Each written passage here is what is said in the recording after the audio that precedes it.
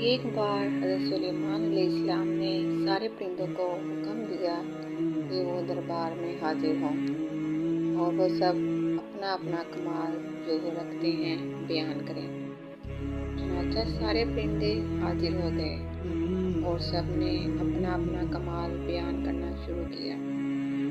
ہدہد کی اب باری آئی تو وہ کہنے لگا، حضور، مجھ میں یہ کمال ہے کہ میں آسمانوں کی بلندیوں پر بہت اونچا اڑتا ہوں تو اتنی دور سے بھی زمین کے اندر کی تمام چیزوں کو دیکھ لیتا ہوں اور بتا سکتا ہوں کہ زمین کے کس حصے میں پانی ہے اور کس حصے میں نہیں۔ ہدہد کا یہ بیان سن کر کوا بولا ہے، اللہ کے پیغمبر، ہدہد جھوٹ بولتا ہے۔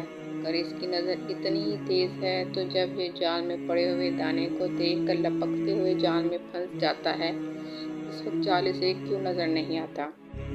اگر یہ سچا ہوتا تو یہ جال میں کبھی نہ پھنستا۔ حضرت سلیمان علیہ السلام نے ہدہد سے پوچھا، کوے کے اس اعتراض کا تمہارے پاس کیا جواب ہے؟